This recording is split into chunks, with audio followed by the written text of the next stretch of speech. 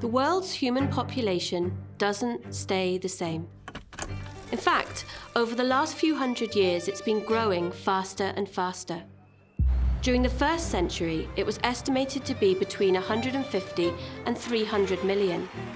And now, in the 21st century, it's over 7 billion.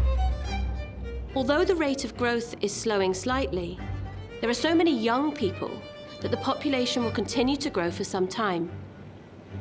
Using mathematical modelling as a guide, it's believed that the population might increase to 9.9 billion by 2050.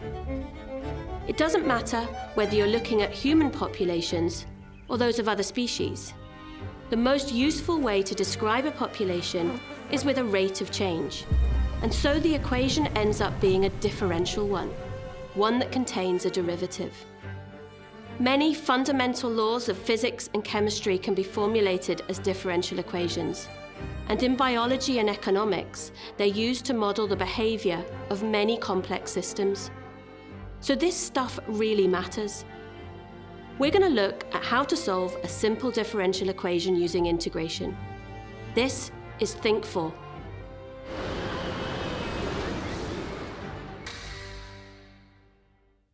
This is a differential equation. It contains a derivative, the first derivative. As the derivative dy by dx is a function of x, we can integrate it to find y. dy by dx is 6x squared minus 3x plus 4. To find y, we need to integrate.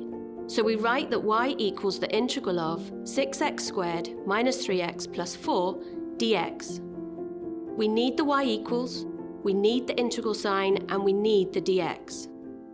Then we integrate, and y equals 2x cubed minus 3 over 2x squared plus 4x plus c. The plus c is essential here, as we're going to find it as the next step. Now we'll use the information given to us to find the value of c. Suppose we're told that y equals 14 when x equals 2. We can substitute these values in for x and y and solve the resulting equation to find the c value. If we do this, c equals negative 4. So we have our function, y equals 2x cubed minus 3 over 2x squared plus 4x minus 4. The use of notation and the layout of method is really important here. Here is another question involving the same technique. The rate of change of the volume of an object with respect to time in hours is given by dv by dt equals 9t squared minus 10t. After 2 hours, the volume of the object is 30. We need to find the formula for the volume of the object. We can find volume by integrating dv by dt. We write that v equals the integral of 9t squared minus 10t dt. Then we integrate, and v equals 3t cubed minus 5t squared plus c. Now we can use the information given to find c by substituting t equals 2 and v equals 30 into the derivative. This gives c as 26. So the volume is equal to 3t cubed minus 5t squared plus 26. Being able to solve differential equations is one of the reasons that integration is so important to us.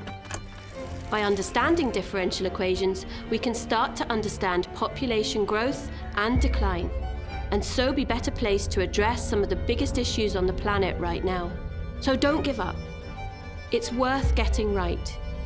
You never know, you might just need this one day for some very important decision making. This was Think 4. Thanks for watching.